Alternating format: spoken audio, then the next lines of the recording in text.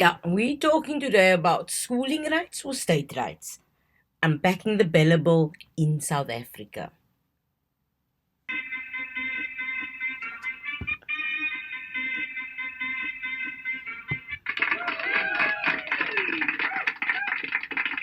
Right, welcome to Miss Mel's class of understanding. Waar alles is malus, but where we also dive and dig deep into the issues shaping our society. Today, we are talking about a significant and controversial topic in South Africa, the Basic Education Laws Amendment Bill, also known as the Bella Bill. My name is Melanie Joy, and I'll be guiding you through the complexities, debates, and real world impact of this proposed legislation. The Bella Bill has stirred quite a conversation, especially among parents, teachers, and educational policy experts. But what exactly is it and why? Why does it matter?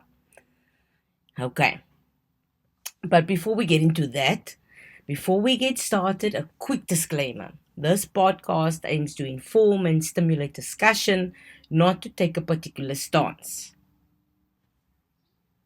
No? Okay?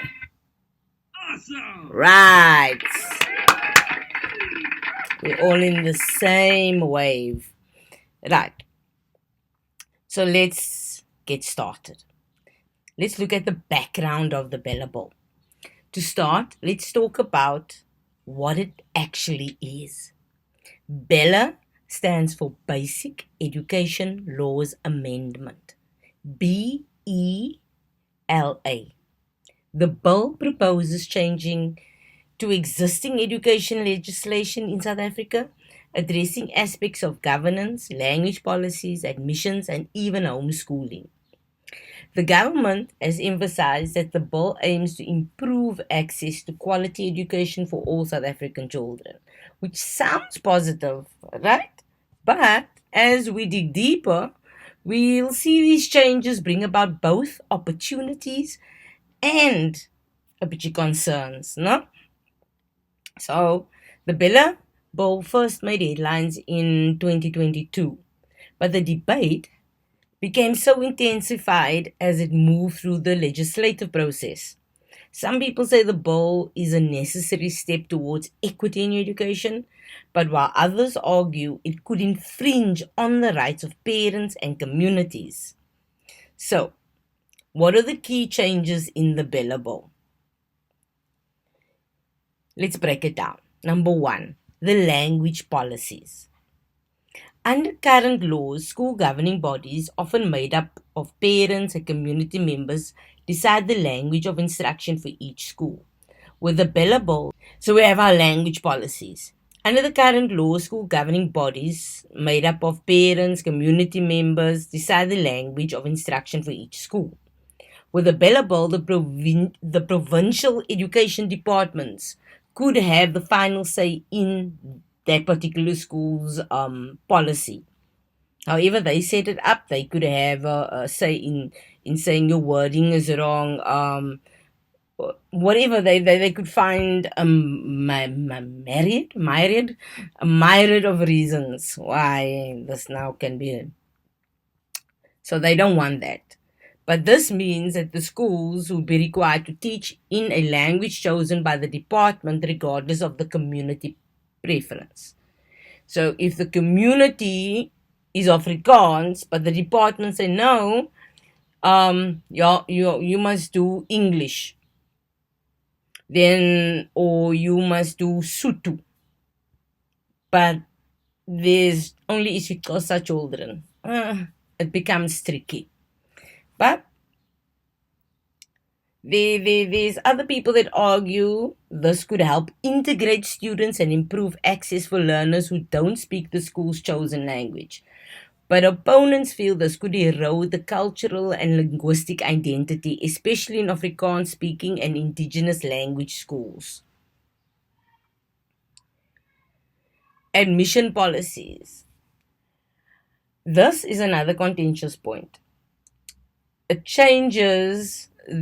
made changes in admissions. like how people apply and how people are chosen to be in a particular school. Currently, school governing bodies also set admission requirements and policies.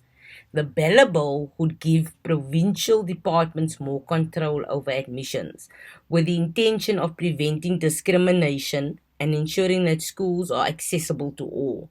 However, critics worry that this could lead to overcrowding in certain schools and remove the local community's ability to influence who is admitted.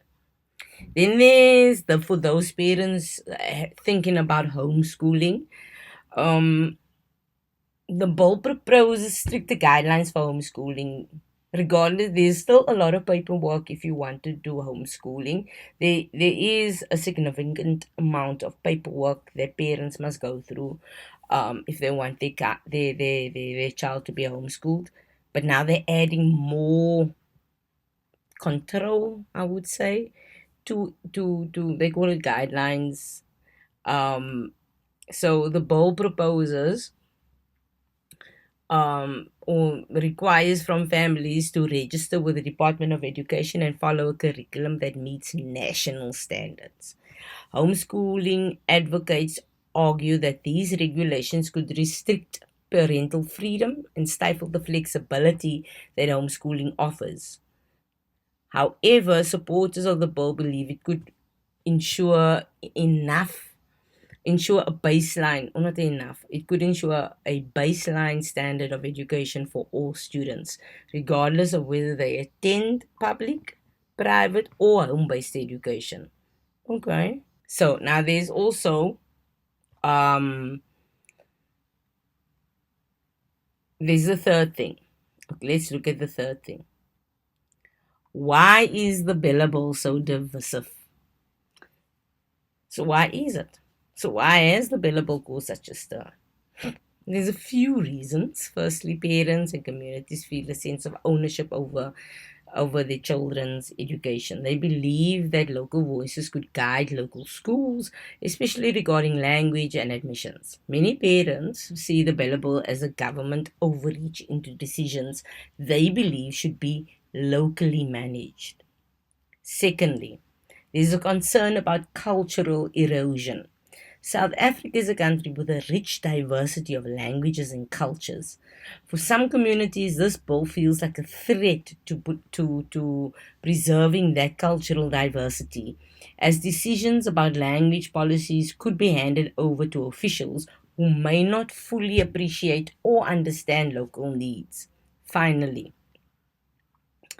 homeschooling advocates argue that the new requirements would place an unnecessary burden on parents who want an alternative to traditional schooling by mandating a national curriculum for homeschoolers. Critics say the government could reduce the educational flexibility and um, that homeschooling provides. What do you guys think out there? Is it true? Um, you know, as you've heard, it's important to note that there are strong arguments on both sides. Supporters of the Bella Bill argue that these amendments will ultimately promote greater inclusivity and equity.